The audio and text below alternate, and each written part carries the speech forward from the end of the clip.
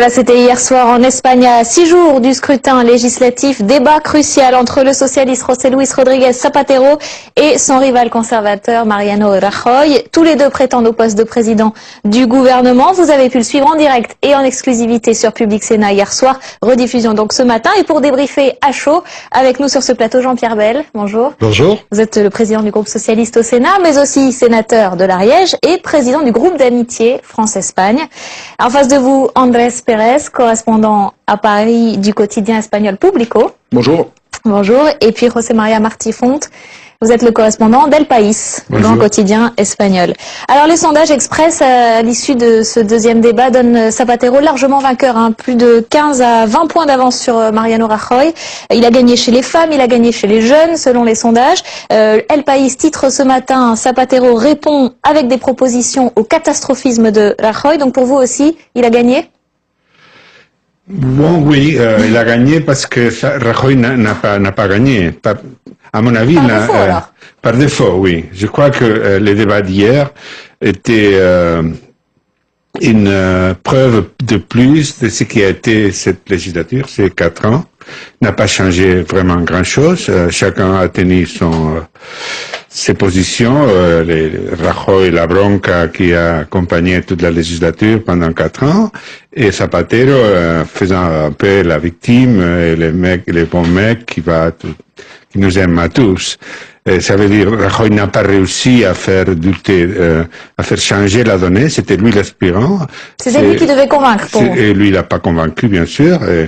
Et je crois que les dés sont joués, mais le premier débat est allé déjà dans ce sens-là. Vous êtes d'accord, Andrés Pérez, c'est votre analyse? Tout à fait, c'est-à-dire que Mariano Rajoy portait sur lui un passif terrible, qui est celui du filleul de Aznar, le filleul non désiré de Aznar, les précédents chefs de gouvernement.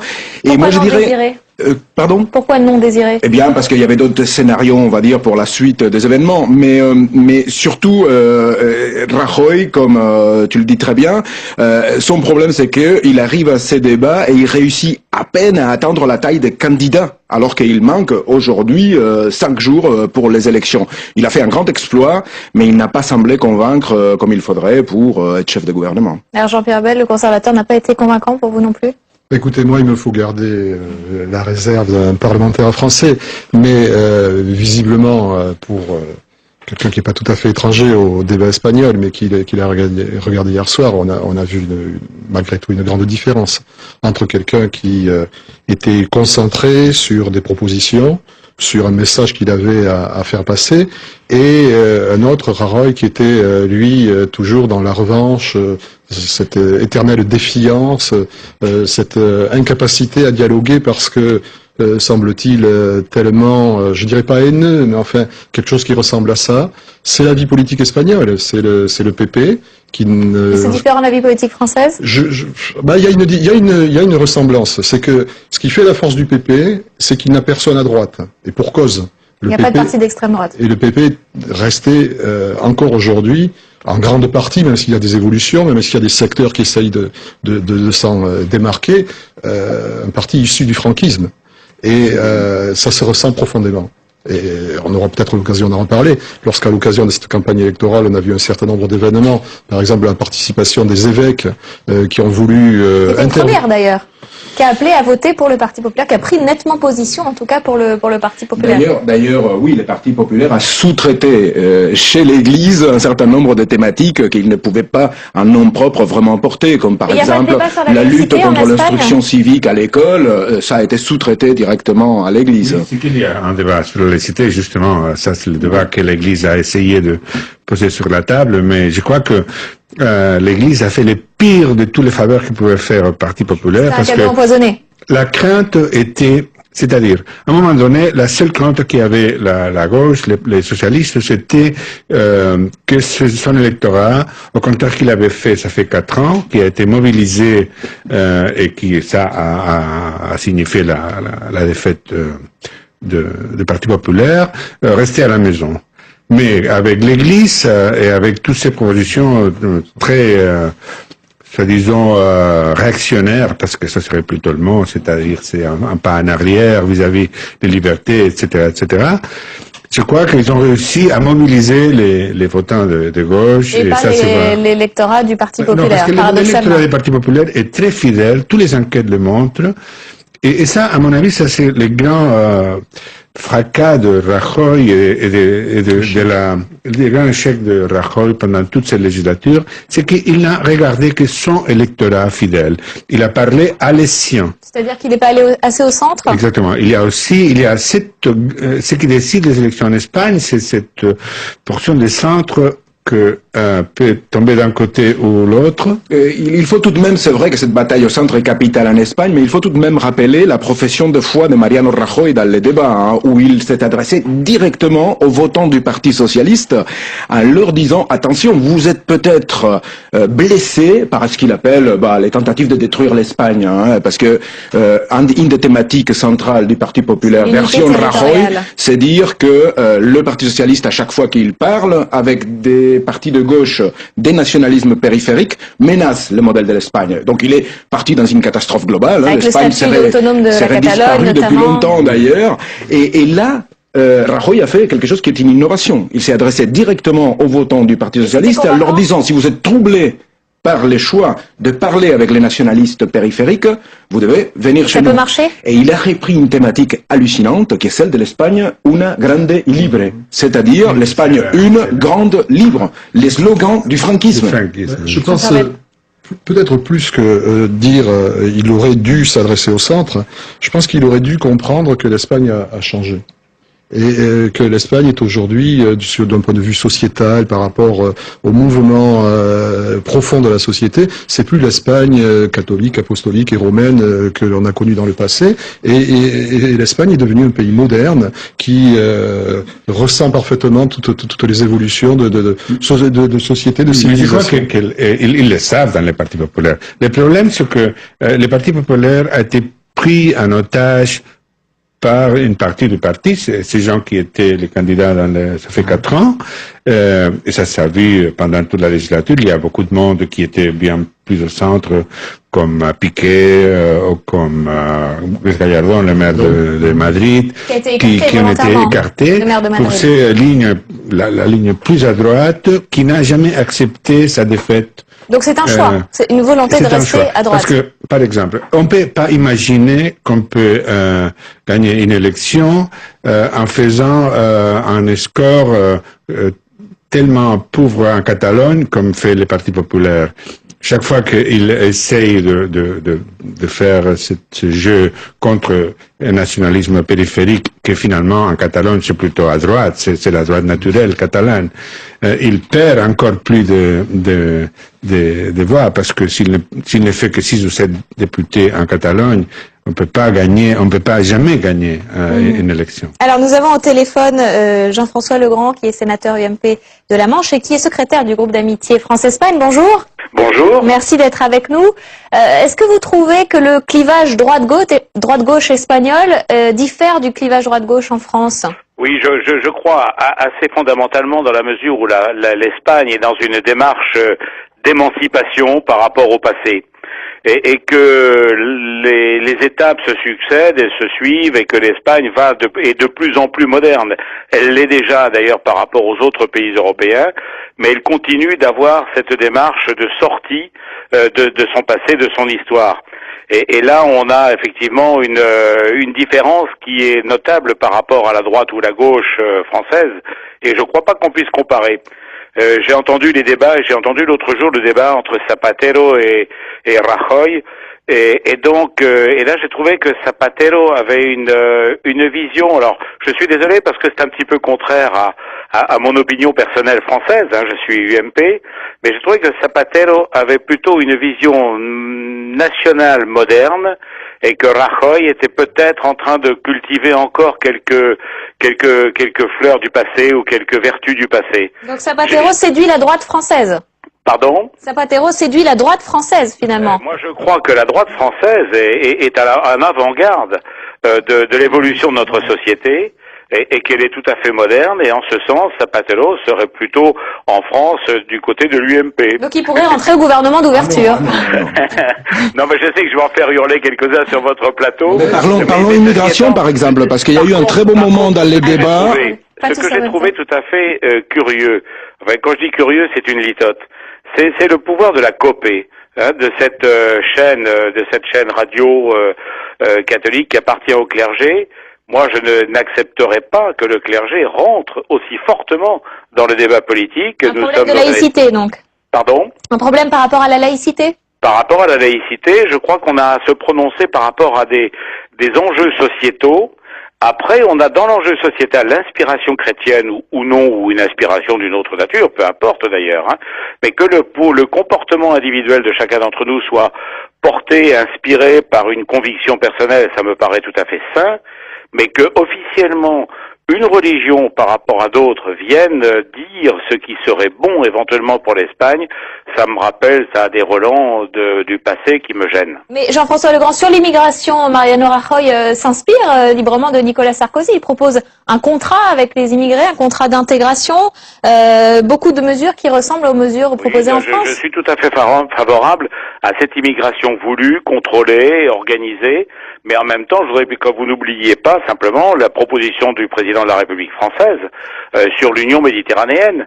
On ne sortira pas de ces problèmes d'immigration sans faire en sorte que les pays d'origine, qui sont l'origine de l'immigration, puissent évoluer, s'améliorer, grandir, croître, embellir, etc. Et je crois que c'est dans cette direction-là qu'il faut aller, et c'est pour ça que j'adhère complètement, d'ailleurs, pour d'autres raisons, au discours du président Sarkozy. Et donc aux propositions de Mariano Rajoy. Merci beaucoup d'avoir été en ligne avec nous, Jean-François Legrand.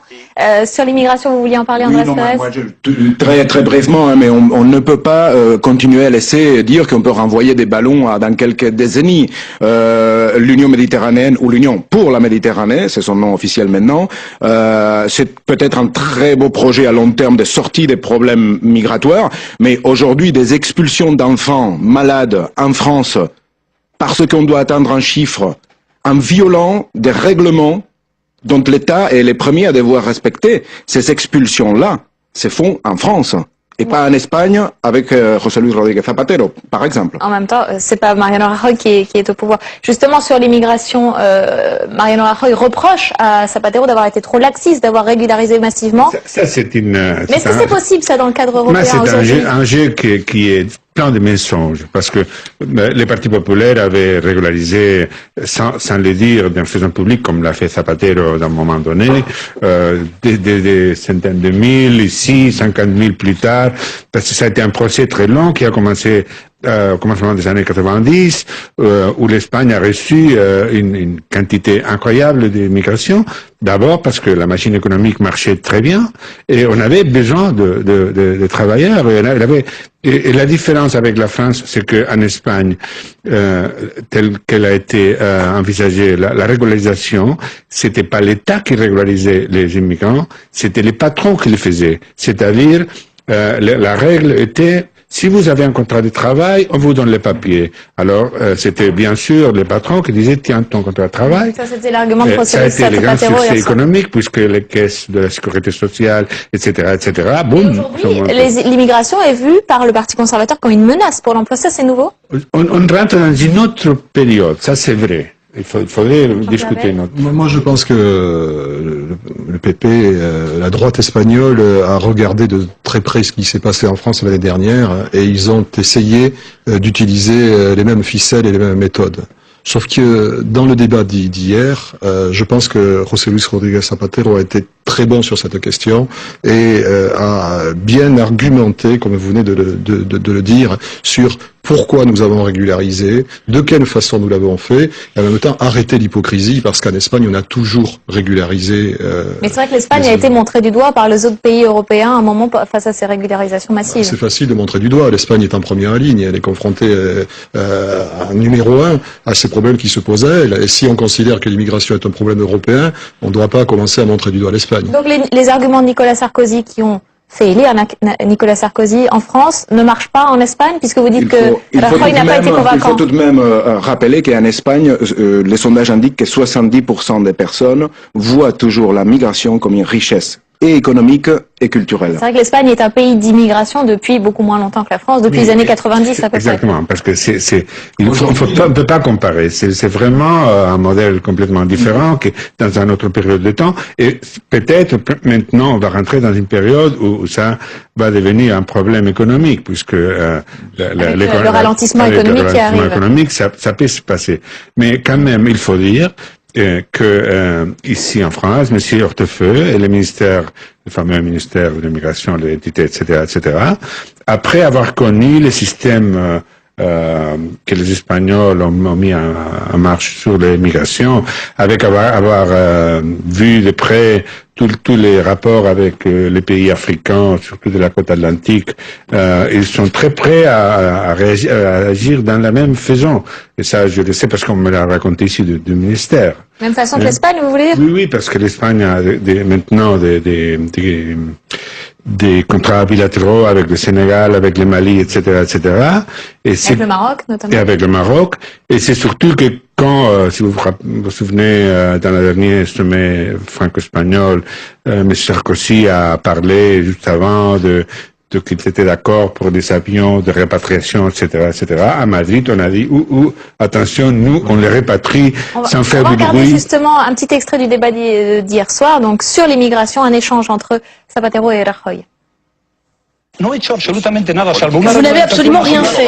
Vous avez procédé à une régularisation massive qui a été critiquée par toute l'Union européenne et qui a provoqué beaucoup de problèmes pour les Espagnols. Vous n'avez pas consacré un sou à l'intégration des immigrés. Soyez donc conscient de ce problème. Vous ne vous rendez pas compte de tous les problèmes que vous créez aux Espagnols. C'est un sujet qu'il faut prendre très au sérieux. Et moi, évidemment, je vais le prendre très au sérieux parce que ça demande de l'ordre, du contrôle et pas que des mots, comme c'est votre cas. Notre politique d'immigration repose sur un principe. Seuls ceux qui respectent la loi peuvent venir s'installer en Espagne, c'est-à-dire que nous luttons avec fermeté contre l'immigration illégale, et ce sur 3 fronts. D'abord, il ne faut pas que des gens poussés par le désespoir quittent leur pays. Deuxièmement, il faut que des contrôles aux frontières empêchent l'entrée d'immigrés qui n'ont pas un contrat de travail garanti. Et troisièmement, il faut qu'on puisse renvoyer dans leur pays les personnes entrées illégalement. Voilà, donc les arguments des deux côtés que vous avez rappelés tous les trois. Donc l'accusation de laxisme, elle peut pas marcher pour vous? Voilà, c'est-à-dire que moi, avant tout, est-ce que je mettrais un exergue, je pense qu'on dit comme ça, c'est que cet accrochage sur les questions d'immigration ne s'est produit qu'à la 3e tentative de Mariano Rajoy pour accrocher sur ce sujet. Les 2 premières tentatives, la réponse de José Luis Rodríguez Zapatero a été de parler petit salaire la première fois et protection sociale la 2e. À la 3e accroche, bien sûr, il a répondu et là on a eu l'affrontement qu'on a. Mariano Rajoy ne semble pas avoir réussi sa tentative qui a si bien réussi à Nicolas Sarkozy, qui est celle de enclencher sur des paranoïas, l'étranger c'est la peur, l'étranger c'est... Alors sur l'économie, qui est l'autre grand thème, d'ailleurs peut-être le premier thème de ces élections législatives, là encore on retrouve quand même un clivage droite-gauche. Qu'est-ce que vous en pensez, Jean-Pierre Bel? D'un côté on veut baisser les impôts et surtout baisser les dépenses publiques, et de l'autre on s'appuie plutôt sur l'augmentation des petites retraites, du salaire minimum, sur faire baisser le chômage. Oui, j'ai entendu mon collègue et ami Jean-François Legrand tout à l'heure qui essayait d'une certaine manière de s'approprier José Luis Rodríguez Zapatero. C'est bon signe pour... peut-être entrer au gouvernement de Nicolas Sarkozy. Non, moi je dis c'est bon signe pour dimanche parce que on va toujours en direction des vainqueurs et il est bien évident que hier ça a été vous y voyez un signe pour les municipales en France. Un moment fort. Moi, vous savez, l'Espagne m'importe beaucoup et ce qui va se passer dimanche, des élections en France, des élections en Espagne, je serai aussi attentif à ce qui va se passer en Espagne que ce qui va se passer en France. Donc sur l'économie. Sur l'économie, vous venez de le dire, ce que développe le PP est exactement la philosophie et la politique économique que développe la droite en France et peut-être ailleurs.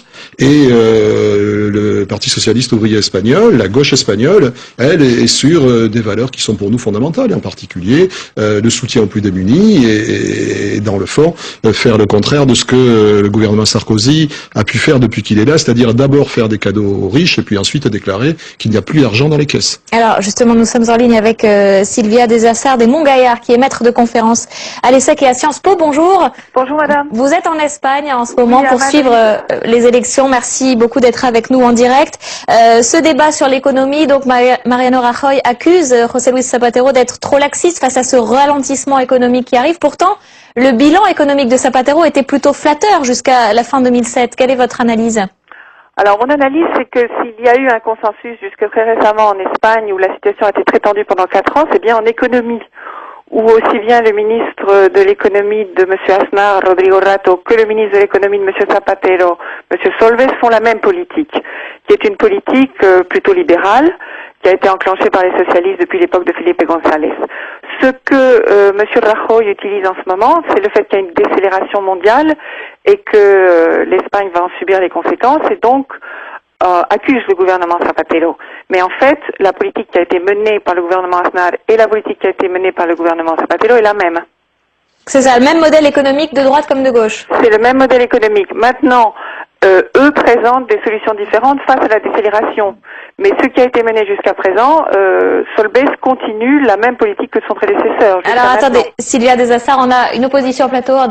Oui, non, juste une nuance. Hein. Ça dépend de ce qu'on met dans les mots modèle économique, qui me semble un peu vague. Si on veut dire, par le fait qu'ils ont le même modèle économique, le fait que l'Espagne est une économie très ouverte, dépendante du commerce international, dont le moteur interne a dépendu beaucoup de la on appelle ça bâtiment en France, du bâtiment et de l'emploi dans les bâtiments. Là, oui.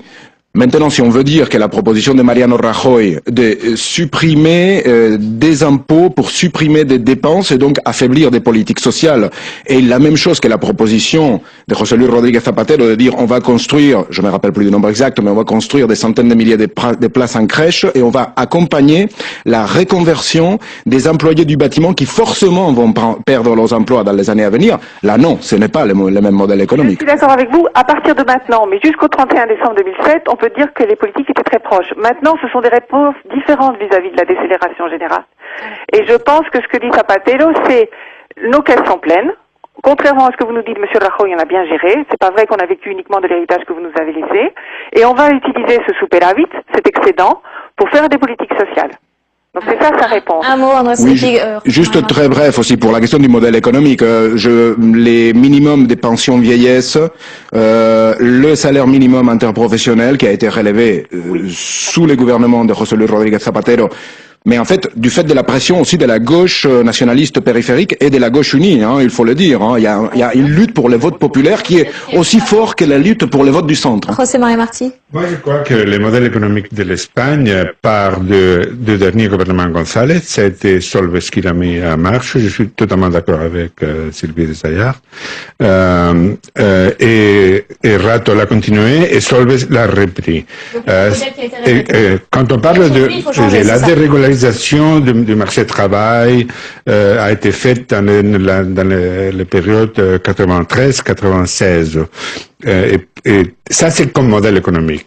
Comme des solutions pour cette crise qui vient. Alors oui, alors je suis d'accord, il y a des différences mais en France, Zapatero serait accusé de blairiste. Oui, parce que... Je peux donner un autre exemple. Zapatero, sous la pression de la gauche unie et des syndicats, a négocié avec les patronats et obtenu une augmentation du nombre de contrats en CDI pour faire diminuer le nombre de contrats en CDD et en intérim. Ça existe déjà. C'est-à-dire que la dérégularisation, ce qui la France n'a pas encore fait, qui est changer le modèle des contrats laboraux, a été fait en Espagne par le gouvernement González. Sylvia Desassard, est-ce que cette élection va se jouer sur ces réponses économiques apportées au ralentissement que connaît l'Espagne aujourd'hui? Je pense que l'élection ne se joue pas. Elle est jouée d'avance. C'est gagné. Ah oui, je pense que le débat, il y a eu 2 débats. Au premier débat, Zapatero a été très sur la défensive. Rajoy a beaucoup attaqué. Là, il a changé de tactique. Il a été infiniment meilleur à mes yeux et aussi aux yeux des sondages. Et je pense que la chance de la droite de gagner n'est pas très élevée et je ne pense pas qu'elle ait augmenté avec ce Donc il n'a pas convaincu. Non, il n'a pas convaincu. Les résultats des sondages sont assez graves. Et hier, à la télévision, on entendait Madame Esperanza Aguirre, la présidente de la région de Madrid, commenter très positivement, bien sûr, ce que disait son collègue Monsieur Rajoy. Et quelqu'un a dit après, on comprend qu'elle soit de très bonne humeur. C'est elle le futur chef de l'opposition. Monsieur Rajoy ne résistera pas à un débat de cette qualité. Il n'a pas été bon. C'est sa fin de vie politique. D'après certaines personnes hier qui réagissaient à chaud après minuit sur les diverses chaînes sur lesquelles j'ai pu zapper. Merci beaucoup Sylvia de Zasser d'avoir été en ligne en direct avec nous depuis Madrid. Finalement, on attendait beaucoup la gauche à mobiliser pour éviter l'abstention, pour mobiliser les électeurs. Finalement, ça sert à rien. Alors c'est joué. Les évêques pour mobiliser la gauche. Oui, mais je crois que c'est aussi très important. Moi, je serais plus prudent, peut-être en tant que responsable politique. Une élection n'est jamais gagnée d'avance. Et je pense qu'il faut encore attendre. Il peut y avoir des évolutions que n'ont pas mesuré les sondages. Je crois qu'il est très important pour la gauche et pour Zapatero que les Espagnols se mobilisent. Si la participation est forte, je pense qu'on le verra assez rapidement. En effet, on peut prévoir une victoire de Zapatero ou des socialistes. Si la participation était plus faible, je pense qu'il faudrait réserver son pronostic. Vraiment 20 secondes parce qu'on Totalement d'accord. Totalement d'accord. Et vous, Andrés Gómez? Il faut voir aussi l'effet de certaines propositions très fortes, démagogiques, je pense, du candidat conservateur. Par exemple, la suppression de l'impôt sur les revenus pour les foyers à moins de 16 000 euros. C'est le genre de promesses qu'un candidat qui a dit être du côté du currante, le currante, ça serait l'équivalent le travailleur, dans ce langage mélancolique un peu de Nicolas Sarkozy. Voilà, cette captation du vote populaire qui n'est pas au centre, qui est quelque part à gauche de la gauche, normalement, peut basculer pour un... D'ailleurs, votre journal publie ce matin un sondage qui dit que la droite va remporter un peu plus de sièges qu'elle n'en avait en 2004. Donc elle va progresser un petit peu. Il y a eu plusieurs mouvements dans les deux sens et dernièrement, il y a cette remontée, oui. Alors, Jean-Pierre Pech, je voudrais juste d'un mot qu'on aborde. Vous revenez d'un voyage à Cuba. Oui. Le monde hispanique en général, et que va changer cette élection espagnole? Est-ce qu'il va y avoir des changements, notamment dans le couple franco-espagnol, et aussi par rapport à Cuba qui vient de perdre Fidel Castro qui est parti? Je pense que si Zapatero et les socialistes gagnent, il y aura des évolutions, mais pour l'essentiel, nous serons dans la même relation. Par rapport à Cuba, je crois que c'est un dossier très important. Rajoy a dit à Zapatero, moi c'est Sarkozy-Merkel, vous c'est Chavez-Castro. Au niveau de la politique extérieure. Je pense que c'est une erreur de sa part d'avoir dit ça. Je pense qu'il n'a pas marqué des points quand il a dit ça. Non. Parce que la relation entre l'Espagne et Cuba, c'est une relation très très ancienne. Fidel Castro est originaire du même coin en Espagne que Franco. C'est un Espagnol. On ne peut pas imaginer une Espagne totalement coupée de Cuba, et en même temps, lorsqu'on revient de Cuba, on voit bien ce lien charnel qui existe avec l'Espagne. Et lorsqu'on veut essayer de voir l'avenir, et lorsqu'on se soucie de la démocratie, et lorsqu'on veut faire évoluer un régime, on parle avec les gens, on essaye de comprendre quelle est la situation, et on n'agit pas un peu comme font les Américains, de manière... Et là, le fait que ce sera Raúl Castro qui prenne la place de Fidel Castro. Raúl Castro... qui était déjà au pouvoir depuis... a été, depuis le début, un compagnon d'armes de son frère. Il n'a pas été désigné par népotisme, il était effectivement dans le combat depuis le début. Il représente peu d'évolution lorsqu'on regarde les choses comme ça par rapport au système, mais il est aussi dans le régime cubain un de ceux qui est le plus capable de faire évoluer Cuba, mais là il faudra y aller avec prudence. Et si les Américains, je veux finir là-dessus, avaient l'intelligence de pratiquer avec Cuba de manière un petit peu différente, et plutôt que de vouloir affamer cette île et ce peuple, eh bien peut-être pourrait-on aller vers des changements plus significatifs. Mais pas de changement dans le couple franco-espagnol en tout cas pour vous? Pour l'instant, je ne vois pas de changement notable. On voit bien comment les choses se sont passées. C'est une relation un peu complexe. Mais quand même, il faut dire que la sortie de Aznar du gouvernement a été bien reçue pour la droite française. D'abord par Chirac et après même par Sarkozy. Merci beaucoup à tous les trois. Merci d'être venus en direct commenter ce scrutin législatif espagnol. Rediffusion du deuxième débat Zapatero-Rajoy sur notre antenne samedi à 15h. C'est une exclusivité en France. Vous pouvez le suivre donc sur Public Sénat. Très bonne suite de programme.